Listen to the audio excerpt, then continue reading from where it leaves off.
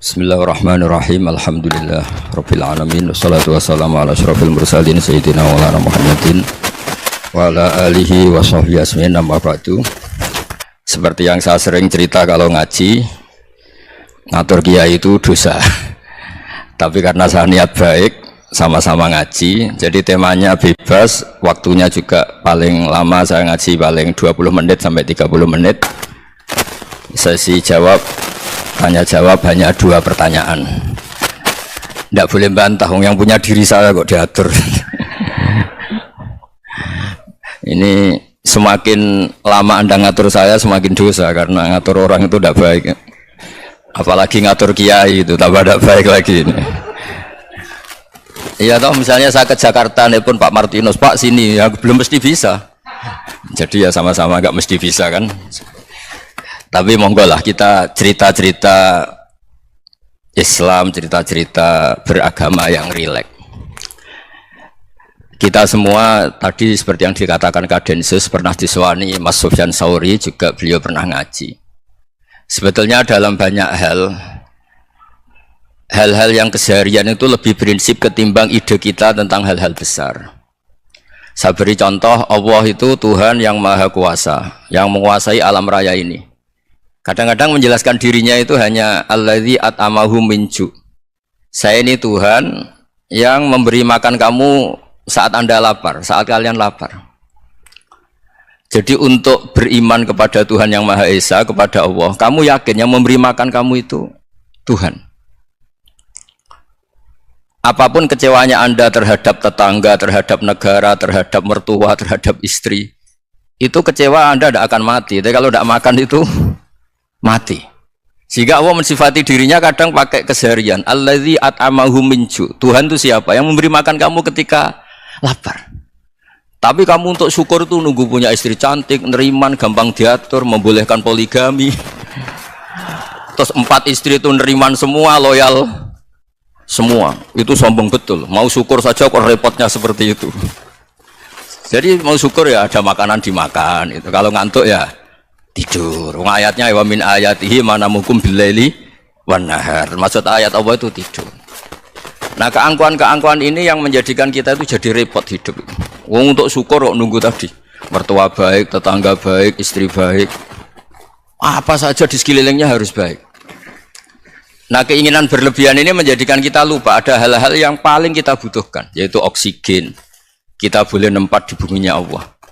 Alladzi ja'ala lakumul ardo firasya. Bumi kamu tempati enak. Coba kalau gempa. Apa artinya istri 4 cantik semua kalau pas digoyang apa? Gempa. Apa artinya kamu jabat? Entah apa aja jabatannya. Kalau bumi likuifaksi, habis kamu. Kiai meskipun dai kondang umatnya jutaan, kalau likuifaksi di panggung hancur. Tapi nikmat-nikmat yang disebut Allah seperti ini jarang kita kaji keseharian. Alladzi ja'ala lakumul ardo mahda. Allah itu yang menjadikan bumi dalulan, yang mudah diinjak. Famshu fi mana biya, silahkan pakai jalan-jalan. Jadi saya termasuk benar-benar kiai Jawa. Kalau kerennya kiai Nusantara atau kiai Indonesia lah. Diajari bapak saya Kiai Haji Nur Salim, diajari Mbah Maimun. Itu Islam itu keseharian. Karena ketika Anda memilih hal-hal yang serius, itu tujuan utamanya nyari ridhonya Allah, dan ridhonya Allah bisa kamu dapatkan sesuatu yang pasti benar. Misalnya dalam sebuah hadis Sahih Muslim disebutkan, innallaha la yardha 'anil 'abdi idza akalal akla fayahmadahu 'alaiha aw yashraba syarba fayahmadahu 'alaiha. Itu redaksinya inna itu sesungguhnya, la yardha juga pakai lam taukid, juga maknanya sesungguhnya. Sungguh-sungguh Allah sangat ridho ketika seorang hamba itu makan ketika sesuap nasi dia muji Allah, ketika minum seteguk nasi dia muji Allah. Itu kalau orang diridhoni Allah itu wali betul. Itu untuk jadi wali itu gampang. Kamu makan ridho, kamu nginjak buminya Allah ridho, seneng, kamu hidup keseharian aman, seneng. Nah, ini supaya sampean kita semua ngaji betapa panduan Rasulullah untuk menggapai ridho Allah itu banyak yang keseharian sekali. Saking kesehariannya banyak dalam hadis dan itu sahih. Nabi menyebut hal-hal yang keseharian. Hatta ma tas'alu fi imra'atika, kamu punya uang kemudian istri kamu bisa makan, itu ibadah. Bahkan sebagian ibadah itu dicontohkan Nabi yang akhirnya diprotes sahabat. Yaitu wafi buti ahadikum sodakoh. Kamu menggauli istri kamu itu ya sodakoh. Sampai sahabat bilang yang benar ya Rasulullah. Ayati ahaduna syahwatahu wa huwa lahu ajrun. Masa urusan biologis, urusan syahwat kemudian dia dapat pahala. Nabi menjawab, alai salawadu'aha fi haramin aka'ana alaihi wisrun. Bagaimana kalau dia meletakkan ke yang tidak benar, itu kan dosa. Nah, hal-hal seperti ini yang saya ingin teman-teman semua lah, semua. Saya juga agak ingin ngaji demi Anda juga agak ingin. Itu dosa sekali ngaji kok pesanan kelompok tertentu itu gak boleh. Islam itu untuk semua, jadi ya cuma karena di depan saya jenengan ya seakan-akan jenengan korbannya. Itu ada ilmunya dalam usul fikih itu. Jadi orang itu harus ngaji usul fikih. Nama yang disebut, mungkin Mas Sufyan masih ingat zaman ngaji usul fikih. Nama yang disebut itu tidak jaminan sebagai prioritas perintah. Jadi misalnya gini, kebetulan yang di depan Nabi itu Abu Dzar. Nabi ya bilang, ya Abu Dzarin ini uhibbuka misalnya, atau ya Mu'ad ini uhibbuka, atau ya Abu Hurairah ini uhibbuka misalnya. Banyaklah riwayat yang Nabi nyebut ya Abu Dzarin, ya Mu'ad, ya Abu Hurairah. Kemudian misalnya Nabi meneruskan khitab, ini uhibbuka, saya mencintai kamu, fakul dubur sholatin, atau sebagian riwayat disebut fala tada'anna dubura kulli sholatin, Allahumma inni ala dzikrika wa syukrika wa husni ibadatik. Saya mencintai kamu, siapa saja, Mu'ad bisa, Abu Dzar bisa, siapa? Saya mencintai kamu, mohon kalau habis sholat kamu jangan lupa wiridan Allahumma a'inni ala dzikrika wa syukrika wa husni ibadatik. Ya Allah, tolong kami permudah supaya mudah ingat engkau. Anda tidak bisa mentang-mentang, wong nama saya Parmin, nama saya Purnomo, itu yang diperintahkan Mu'ad misalnya. Jadi yang disebut satu, tapi khitab itu untuk siapa saja. Saya teruskan ya. Jadi saya mohon semua kita melakukan kebaikan itu, kalau dalam kaidah fikih disebut al yakin la yuzalu bisyak. Banyak kebaikan yang kebenarannya itu 100%. Tidak punya efek samping ke pihak lain, ke kelompok lain, ke komunitas lain. Itu tadi misalnya Anda makan dan itu murah sekali, hanya butuh satu piring. Setiap kunyahan kamu muji Allah, setiap minum kamu muji Allah. Itu redaksinya Rasulullah SAW disebut Allah sangat ridho ketika seorang hamba makan, kemudian dia memuji Allah, atau minum kemudian dia memuji Allah. Logikanya gampang. Negara seperti ini yang kamu harapkan bentuknya kayak apa, mertua, ipar, komunitas, tetangga, itu nyata terjadi itu kan belum pasti. Sementara yang mesti terjadi adalah kamu butuh makan, kalau tidak mati. Butuh minum, kalau tidak mati. Butuh bumi yang nyaman ditempati, kalau tidak kita juga mati. Sebab itu Allah kalau menyebut nikmatnya itu hal-hal yang keseharian. Alladzi at'amahum min ju'. Allah itu siapa? Allah itu yang menciptakan kamu bisa makan. Tidak berlebihan. Allah itu yang menciptakan kondisi sosial itu ideal. Zaman Nabi itu ya ada orang munafik.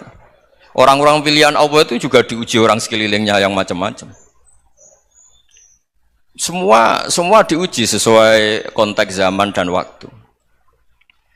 Nah, tapi ada ibadah-ibadah yang selalu disarankan Nabi. Sampai Nabi itu pernah ditanya, ayul Islam ya khairun ya Rasulullah, Islam terbaik itu gimana? Jawaban Nabi itu unik. It'amut to'am. Islam terbaik itu ya makan-makan, santai-santai. Ketika Allah menyebut beberapa kebaikan, falak tahamal akobah, wa ma adrokan apa? Mal akobah. Terusannya apa? Fakku rokobah. Terusannya apa? Au it'amun fiyaumin di masubah. Ya, atau acara makan-makan itu juga Islam. Kenapa? Ya bayangkan kalau tidak ada makanan, kita mati kan? Kondisi sosial tidak ideal itu Anda masih gak apa-apa. Tapi kalau Anda tidak makan, Anda tidak minum, kamu punya istri cerewet masih bisa hidup, punya mertua cerewet masih bisa hidup. Tapi kalau tidak makan bisa mati. Berarti penting mana istri sama makan?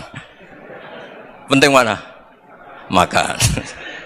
Semoga istri Anda dengar. Nanti kamu disuruh makan tapi pulang deh. Itu kalau dibahasakan makan masih memahami. Penting mana nasi satu piring dengan istri. Nggak ada nasi mati, nggak ada istri belum mati. Penting mana? Gak berani jawab kan? Nah, ternyata Anda ada garang kan di depan istri. Jadi saya mohonlah, mungkin Mas Sufyan Sauri tadi yang bisa bantulah teman-teman tuh ngaji yang keseharian saja. Karena kita nyari ridha Allah itu berdasar firman Allah, dan firman Allah itu menyebut keseharian tuh riang gampang. Yaitu tadi misalnya wa min ayatihi manamukum bil laili wan nahar. Termasuk ayat-ayat Allah itu kamu tidur.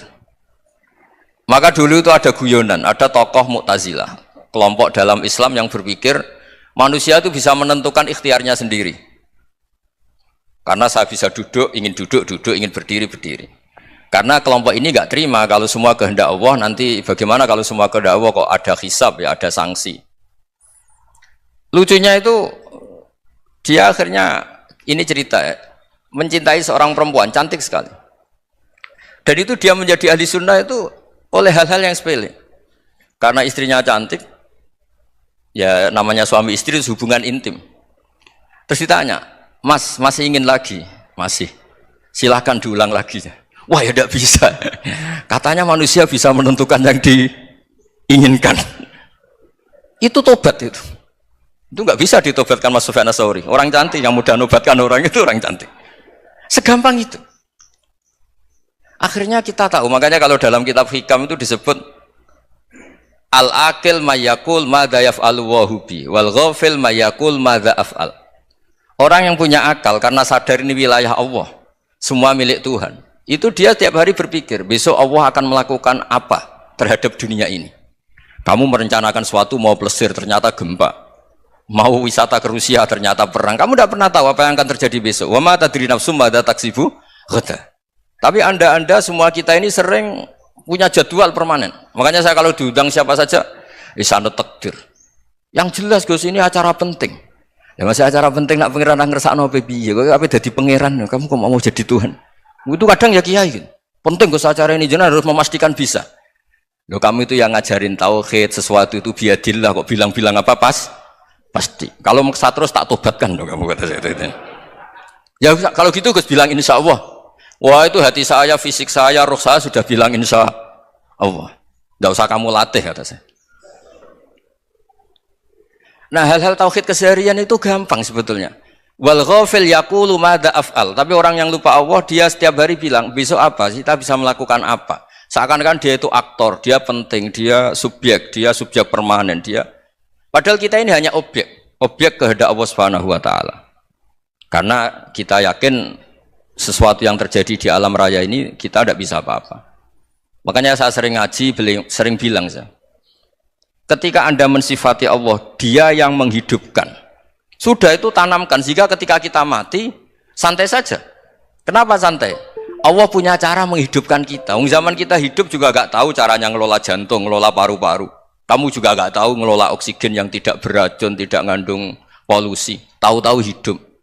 Gak ingin tua ya tahu-tahu tua, gak ingin mati tahu-tahu mati. Selama ini kita hidup juga gak tahu apa sebetulnya. Hanya gaya tok, punya jadwal, punya planning. Kalau kamu bisa menentukan pilihan Anda, pasti Anda istrinya cantik, 4 neriman semua, kona'ah semua. Nyatanya enggak kan? Sudah 1 jelek, cerewet. Wah itu kan, nyatanya enggak bisa apa-apa Anda kan? Dan kamu bawa mati lagi. Nah, itu kan. Istri Anda juga gitu, punya keinginan, punya suami yang ganteng, yang jabat, yang neriman, yang enggak poligami. Ya enggak kesampaian juga. Kalau kita ngitung tingkat kegagalan kita itu gagal terus. Ya kan? Nah, terus ingat Allah, madza yaf'alu wa bi. Orang yang punya akal selalu berpikir Allah itu menghendaki apa terhadap saya. Lalu sama-sama orang itu. Ngelihat orang yang serius, itu kata Anda itu pemikir berat, serius, senang punya tokoh yang merengut karena kamu anggap serius. Tapi sebagian orang anggap orang yang serius itu wong merengut, wong masam, wong muka kok ditekuk. Jadi sama itu hati ya muqallibal qulub tsabbit qalbi ala dini, karena kita nggak tahu cara berpikir kita tentang orang lain, tentang sekeliling kita. Misalnya kita orang baik yang jenis ngrumat fakir miskin, ada orang bangun masjid mewah itu janggal. Apa artinya masjid mewah kalau banyak orang kelaparan? Tapi kalau yang jenis pendidikan, apa artinya masjid mewah kalau tidak bisa ngaji? Nanti yang jenis infrastruktur, apa artinya ini kalau semuanya punya sudut pandang yang berbeda-beda. Dan Islam mengapresiasi semua kebaikan. Tapi katakan semua kebaikan itu adalah kehendak Allah Subhanahu wa taala. Karena apapun baik Anda itu pakai fasilitas yang diberikan oleh Allah Subhanahu wa taala. Sehingga ini yang disebut qulillah tsumma dzarhum fi khawdihim yal'abun. Ya kembali tadi ke tema-tema bahwa keseharian Anda ini sudah Islami. Saat Anda tidak bisa melakukan apa saja, Saya sering ada jenazah, biasanya kalau tetangga meninggal saya sering disuruh ngelepas. Saya bilang orang ini baik, karena sering ngelamun di rumah, sering nganggur di rumah. Ditanya sama anaknya, kenapa Gus nganggur baik? Ya kalau dia nganggur artinya juga nggak berbuat sesuatu yang maksiat kan? Ya kan, orang nganggur di rumahnya ya tidak bunuh orang, tidak maling, tidak korupsi, ya namanya nganggur di rumah. Lah cuma istri cara pandang nganggur gak menghasilkan uang gitu. Tapi juga gak menghasilkan kriminal kan. Jadi sebenarnya Islam itu makanya kalau sampai ngaji usul fikih itu ada kitab usul fikih namanya Lubul Usul, itu terkenal sekali di pesantren itu. Itu kalau ngapresiasi keseharian itu luar biasa. Izma min mubahin illa wa yatahaqqaqu bihi tarku haramimma. Karena keseharian yang mubah saat Anda lakukan itu ada kehebatan yang luar biasa, yaitu meninggalkan haram. Makanya dulu banyak orang-orang alim ketemu temannya itu guyon sampai semalaman. Itu biasanya yang semangat Islam, itu kiai kok tidak tahajud, kiai kok tidak witir. Orang yang sedang mapan uangnya banyak, malam itu tidak kelayaban itu sudah luar biasa. Melawan nafsu supaya tidak maksiat itu sudah luar biasa. Supaya lupa guyon sama temannya semalaman sampai subuh. Gejolak-gejolokan ngenang zaman miskin, zaman kuliah nggak jelas, zaman apa. Melihatnya jangan tarkut tahajud seperti ini, meninggalkan tahajud, tapi meninggalnya ini talkul muharramat. Jadi kayak apa hebatnya? Sehingga Imam Ghazali punya riwayat yang agak unik. Hatta takuna ibadatu akhiri hadil ummah iku an-naum. Sehingga suatu saat ibadah terbaik umat ini itu tidur. Itu kan riwayat kontroversi. Ketika Imam Ghazali ditanya, kenapa iya? Kenapa kamu mulai keluar dari rumah itu sudah banyak maksiat, melihat perempuan yang enggak mahram, melihat fenomena. Tapi kalau kamu tidur tuh gak melihat apa-apa. Tapi juga kamu jangan nganggap tidur itu ibadah betul. Saatnya melakukan fardu ain malah masih tidur. Tapi itu sudut pandang yang menjadikan kita Islam itu gampang. Jadi saat Anda tidak bisa aktivitas apa-apa, misalnya ada beberapa orang yang lumpuh. Lumpuh itu memang gak bisa Jumatan, gak bisa ibadah, tapi dia juga gak bisa maksiat. Tidur itu memang Anda saat itu tidak bisa tahajud, tidak bisa witir, tapi saat itu ada zina, ada maling, tidak gosipkan orang, tidak bully orang, tidak menanamkan kebencian, tidak hasud. Sehingga tidur menurut Allah Ta'ala wa min ayatihi manamukum billaili apa? Wan-nahar. Karena di tidur itu selain ada unsur istirahat, jaga kestamina, juga ada unsur meninggalkan beberapa keburukan. Nah, saya mohon ibadah yang keseharian ini kita jaga. Supaya kita semua baca ayat itu fase itu tertanam di hati. Allah itu siapa? Alladzi at'amahum min ju'i wa amanahum min khauf. Dan Allah kalau cerita di Quran tuh anna sababnal ma'a sabba tsumma syaqqaqnal ardha wa syaqqa fa ambatna fiha habba wa inaba wa qadba wa zaituna wa nakhla wa hadaika hulba. Kamu tahu saya ini siapa, kata Allah. Saya ini adalah Tuhan yang menurunkan air, kemudian ada tanaman banyak. Habba wa inaba wa qadba, ada zaitun, ada tin, kalau orang Jawa mungkin ada tela, ada padi, ada mangga, ada pisang. Sudah. Wa inaba wa zaituna wa nakhla wa hadaika hulba, ada perkebunan yang lebat. Tujuannya apa? Mata Allahkum, silahkan kamu pakai, kamu nikmati. Tapi karena kadang kita ini punya ide-ide besar. Tadi untuk syukur saja nunggu punya istri riman, rumah baik, tetangga baik, komunitas baik, semuanya baik baru syukur. Lama-lama nanti ada di surga, syukurnya nunggu surga paling kelas A. Itu sudah ada yang menghuni Rasulullah. Kamu nggak boleh di situ. Masa untuk syukur saja? Repotnya, masya Allah. Jadi mohonlah Quran yang kalau Anda hafalkan juz sama itu kan ada ayat-ayat yang kayak tadi. Ya, fal yang dzuril insanu ila to'ami. Coba lihat apa yang kamu makan ya, dari mana? Dan untuk mempertahankan hidup kamu keseharian. Jadi jangan kira ibadah itu harus membentuk komunitas yang versi Anda. Ibadah itu harus hal yang mulu-mulu. Kesehariannya Anda alami. Loh, ini saya tidak bikin-bikin. Saya ngaji bukan karena berdasar pesanan. Itu ayat yang saya baca kan betul ada ayatnya kan. Fal yang dzuril insanu ila to'ami. Anna sobabnal ma'ah sobba. Thumma syaqqaqnal ardo syaqqa. Fa'ambasna fiha habba wa inabau wa qadba wa zaitunau wa nakhla wa hadaika khulba. Terusannya apa? Mata'al lakum, silakan kamu nikmati. Mata itu silakan kamu nikmati. Ya kayak sampean dikasih hidangan ya makan. Ya sudah makan. Habis makan ya minum. Habis itu ngantuk ya tidur. Ya sudah normal-normal saja. Kayak apa indahnya Islam. Tapi Anda mencari Islam yang gimana lagi? Nah itu yang diajarkan guru-guru kita, diajarkan sanad kita sampai Wali Songo, sampai Rasulullah Shallallahu Alaihi Wasallam. Bahwa pada akhirnya ada jihad, ada perang. Itu dulu memang perang, bukan membunuh. Beda. Dulu kita dijajah Belanda ya perang, dan itu normal karena kita dijajah.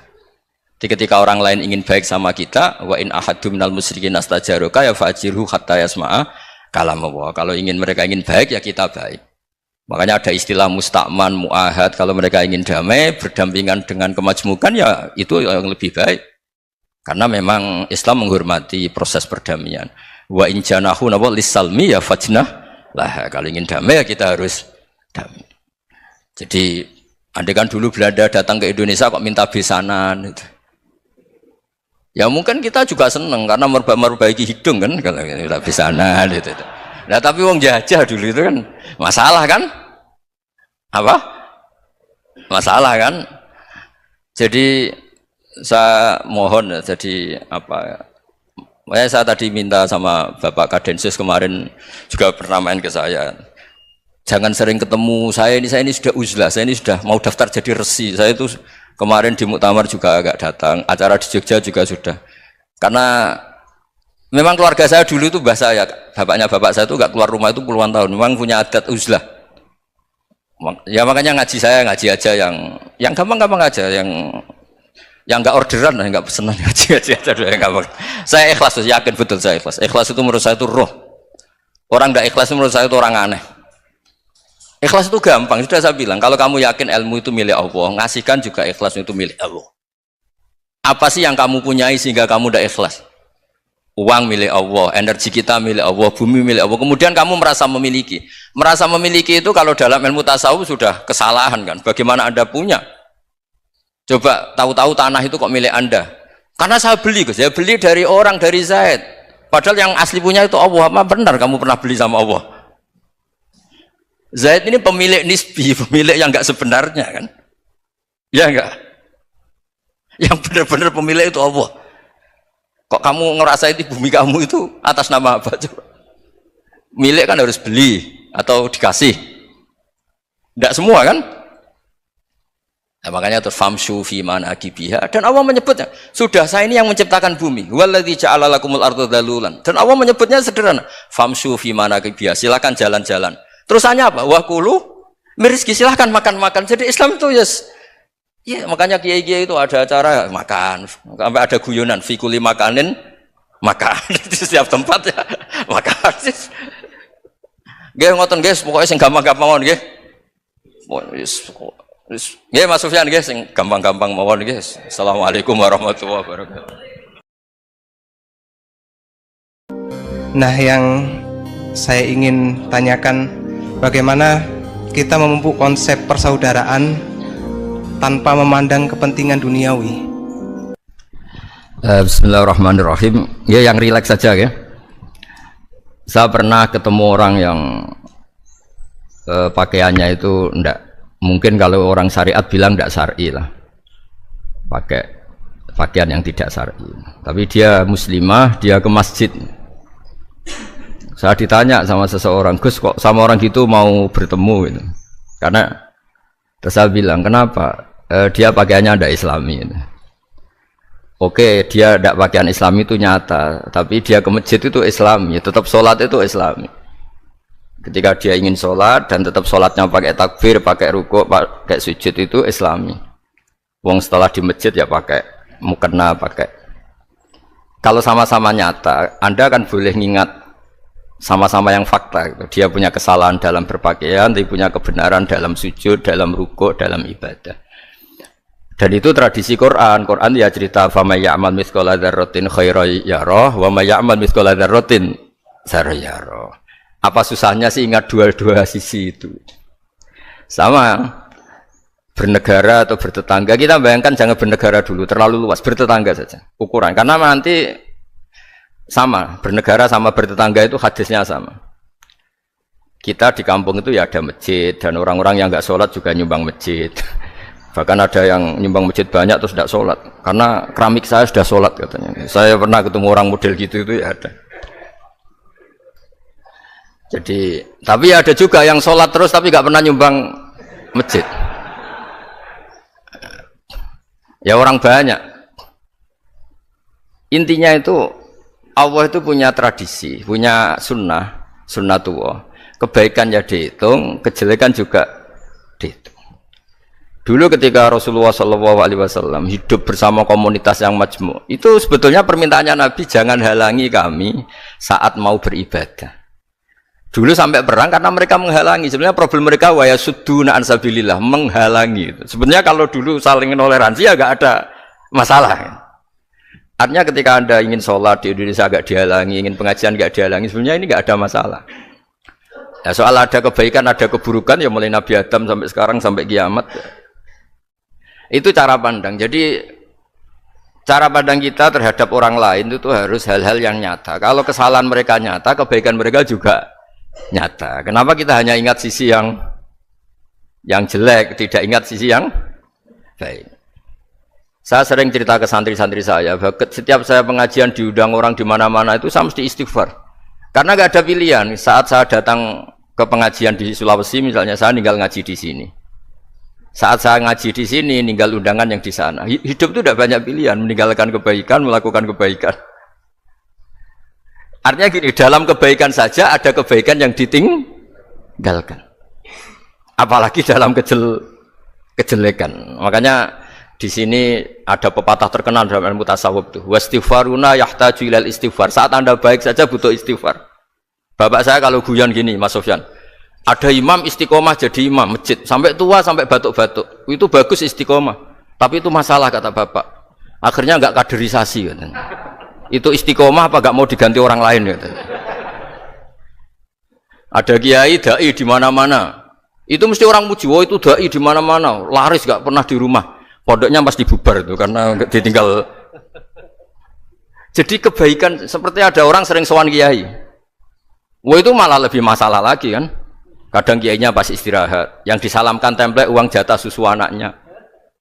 Hari itu waya tagihan malah lari sowan kiai. Dan harusnya di rumah ada berdoain tagihan listrik entah apa. Jadi makanya di hikam itu terkenal kata-kata manusia itu siapa? Manusia itu mangkanat mahasinuhu masawiya fakih falatakunu masawihi masawiya. Manusia itu orang ketika baik saja salah, apalagi pas salah. Coba saya misalnya pidato begini, di atas panggung saya orang alim pidato nasihati orang. Di saat yang sama seperti yang tanya Mas Wildan tadi, ada agak sopannya. Di situ ada mungkin orang yang lebih sepuh timbang saya. Masa lebih muda kok di atas? Yang di bawah lebih tua. Ada agak sopannya. Mau nggak pidato disuruh, mau di atas disuruh, nggak sopan sama yang. Tapi misalnya yang paling sepuh pidato nggak pernah ngaji kok pidato terus gimana? Artinya ketika kita baik saja ada salahnya, apalagi pas salah. Sebab itu ajaran Rasulullah itu suruh berdoa Rabbana dzolamna anfusana. Sebelum minta itu merasa ya Allah kita ini mendolimi diri kita sendiri. Karena dalam pilihan-pilihan itu pasti ada salahnya. Coba misalnya Anda bangun masjid habis 2 miliar. Yang harusnya 1 miliar sudah jadi. Terus nanti suatu saat ketemu Allah ditanya. Itu ada orang miskin, fakir miskin, yatim. Andai kan kamu sumbang 1 miliar itu sejahtera semua. Gara-gara kamu bangun masjid terlalu mewah. Ya tapi kadang-kadang orang kebaikannya itu orientasinya bangun masjid, gak tertarik nyumbang fakir. Saat itu cara berpikir gitu mau apa? Tapi kalau dia mau luhur manusia terbaik karena bangun masjid 2 miliar, coba diaudit secara kepentingan syar'i. Penting mana dengan ngasih makan fakir miskin? Penting mana dengan menikahkan janda misalnya? Penting mana dengan pendidikan? Apa artinya masjid mewah orang nggak tahu halal haram, nggak tahu najis, nggak tahu cara sesuci, nggak tahu cara adzan yang benar. Terus penting mana untuk beli kitab sama dipakai masjid? Apa artinya beli kitab apa tapi nggak makan? Penting mana makan sama beli kitab? Ada auditnya. Makanya manusia itu ketika baik pun disuruh istighfar, apalagi ketika salah. Nah dengan perasaan seperti itu kebencian pada orang lain luluh karena potensi baik pada orang lain ternyata tinggi dan potensi salah ke kita juga tinggi. Nah dilatih gitu. Jadi di Ihya itu ada kitab tawaduk. Kitab tawaduk itu dilatih. Ketemu orang tua. Huwa aksaru ibadatan. Dia mesti ibadahnya lebih banyak karena lebih tua timbang saya. Pasti sholatnya lebih lama timbang saya.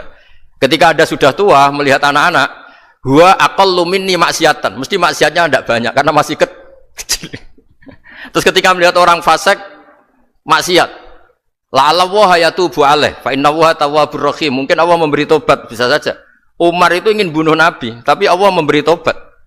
Yang sowan kiai saja tidak mesti dapat tobat. Umar ingin bunuh Nabi, tapi Allah memberi tobat. Akhirnya ya tobat jadi Islam yang baik.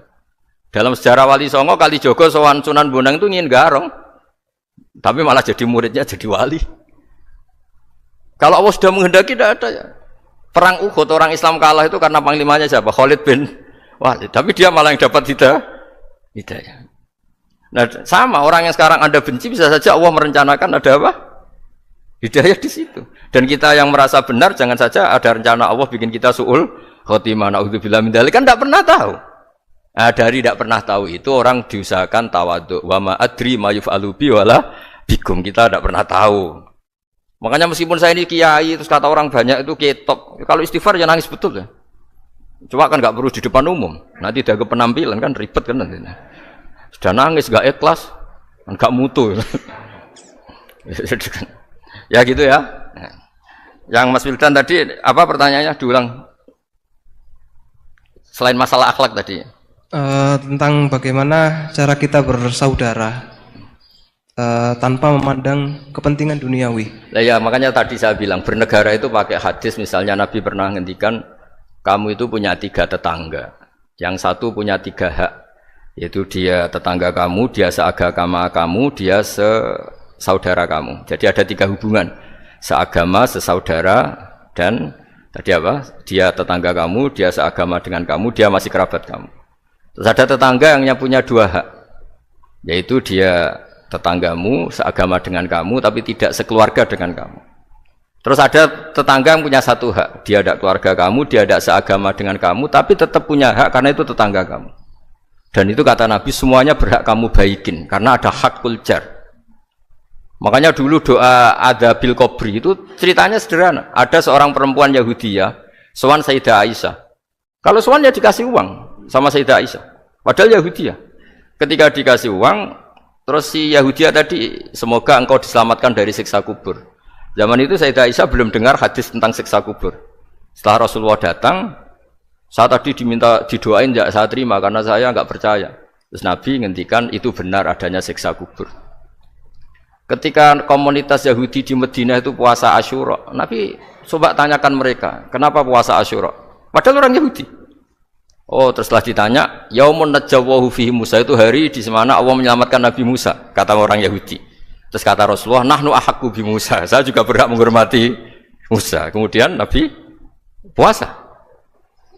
Suatu saat lagi ada orang Yahudi datang, ya Rasulullah, ya Muhammad, manggilnya ya Abul Qasim karena orang Yahudi. Ya Abul Qasim, nanti nasib langit bumi ini di mana? Manusia yang sudah mati-mati di mana ketika bumi dihancurkan? Mayat-mayat yang sudah di kuburan di mana? Terus orang Yahudi tadi bilang, inna woha wadu as-samawati ala dzih wal arodina ala dzih. Soalnya Allah itu bisa saja mengelola langit bumi yang sudah hancur gini-gini. Nabi itu tertawa-tawa. Dalam sebuah riwayat disebut hatta badat nawajidu, tertawanya Nabi itu lepas sampai giginya kelihatan. Kata rawinya tasdiqan liqaulil khabri, karena Nabi membenarkan orang Yahudi tadi. Jadi intinya dalam banyak hal itu ya dicari kesamaan. Makanya kalau interaksi dengan kelompok lain, kata Nabi, la tusaddiquhum wa la tukadzibuhum. Kamu jangan mengiyakan, juga jangan menolak. Kamu tolak jangan-jangan pas yang sama dengan ajaran kita. Kamu benarkan jangan-jangan yang tidak sama. Ya sudah, kalau nggak sependapat ya jangan ngambil sikap. Nah itu juga yang dipraktikkan Rasulullah SAW. Nabi yaqumu lailatan yuraddidu hadil ayat. Nabi pernah sholat 1 rakaat hanya ngulang 1 ayat. Itu aja agak selesai. Yaitu ngulang-ngulang ayat. Fa'aqulu kama qalal abdus sholeh in tu'adzibhum fa innahum ibaduk wa in taghfir lahum fa innaka antal azizul hakim. Pun Gusti kula nyerah. Semua ini hamba jenengan, monggo jenengan napakno sing duwe jenengan. Intinya itu ini wilayah jenengan, ndak wilayah saya. Nah kadang-kadang kita sebagai manusia itu jumawa seakan-akan itu wilayah kita. Kita nyiksa terserah kita, mengampuni ya terserah kita. Padahal tidak milik kita. Dunia ini milik Allah Subhanahu wa Ta'ala. Makanya yang terakhir saya ijazahkan ijazah bapak. Bapak saya itu orang hafal Quran, alim tapi lucu, senengannya guyon. Kalau ngajarkan saya tauhid, tasawuf itu gampang. Hak, kamu punya tetangga, punya Innova. Terus kamu berpikir, kamu miskin berpikir. Itu pajaknya saja berapa? Kalau apa itu bannya sudah halus itu gantinya kayak apa, kalau rusak kayak apa. Terus kata bapak, mau melok duwe kok mikir, udah ikut punya kok mikir. Terus coba kamu nggak ikut punya Alphard, terus saya mikir, wah itu pajaknya berapa Pak Martinus, bisa dipakai beli motor kan, pajaknya apa? Alphard ini. Oh nggak ikut punya kok. Nah, dunia itu rawekmu, mau pikir lah, apa sing duwe. Maksudnya dunia itu milik Allah, apa kamu pikir itu milik yang punya gitu. Nah, itu yang dimaksud dalam ilmu tasawuf, da'it tadbir fama qoma bi ghairuk la tuqim bihi nafsak. Sudah kamu tidak usah ikut campur, itu wilayahnya Allah kata itu, karena wong enggak ikut punya kok ikut mikir. Anda benci orang, benci sekali karena dia tauhid misalnya. Jangan-jangan Allah punya rencana memberi hidayah dia. Atau Allah punya rencana dari dia keluar orang-orang Islam yang soleh. Makanya ketika Malakul Jibal, ya Rasulullah saya disuruh Allah, terserah engkau, in syi'ta an udbiko alaihim al-akhshaben. Kalau engkau mau orang-orang yang mendustakan kamu saya hancurkan. Apa jawabannya Nabi? La, jangan. Bal arju ayyukhrijawah min aslabihim ma ya'budullaha wa la yusyriku bihi syai'an, itu di Bukhari. Enggak, bisa saja sekarang dia kafir, anak turunnya jadi Islam. Dan betul. Abu Jahal punya anak Ikrimah, Abu Lahab punya anak Darrah. Walid itu musuh besarnya Nabi, punya anak Khalid. Ya sudahlah, kita selalu berharap bahwa ini wilayahnya Allah. Sudah, kita berharap agama ini bagi yang selalu punya harapan, limangkana yarjuwaha, orang yang selalu punya harapan. Kita berharap tambah hari tambah baik, tambah damai, tambah kondusif, tambah segalanya baik. Dan saya seperti ini juga ingin ikhlas dan akan selalu ikhlas. Ya saya sering bilang kalau pejabat mau sini itu sering tak ngel-ngel. Saya ini sudah ingin Indonesia itu baik itu tanpa diminta. Kalau diminta itu malah seakan-akan saya belum melakukan, ini kan. Sudah saya lakukan kok baru minta, karena ini wilayah kita semua, artinya ingin baik itu keinginan kita semua, status kita. Kata Sayyid Zabidi dalam kitab Ithaf, keinginan baik itu syakhsiyatuk wa hakikatuk. Itu kamu sekali. Manusia itu kan kata Allah Ta'ala, saya pertama menciptakan manusia itu khunafa, orang yang berkeinginan baik. Baru digoda setan terus macam-macam. Jadi keinginan baik itu hakikatuk wa syakhsiyatuk. Itu kamu sekali. Ingin baik itu kamu sekali. Itu status kamu katanya. Makanya orang preman kayak apa, mabuk kayak apa, ada orang kecelakaan, pikiran pertama itu nolong. Itu yang normal. Soal ada kasus, pikiran pertama ngambil HP-nya itu 0,sekian%. Jadi pikiran pertama mesti nolong itu, karena itu syakhsiyatuk wa hakikatuk.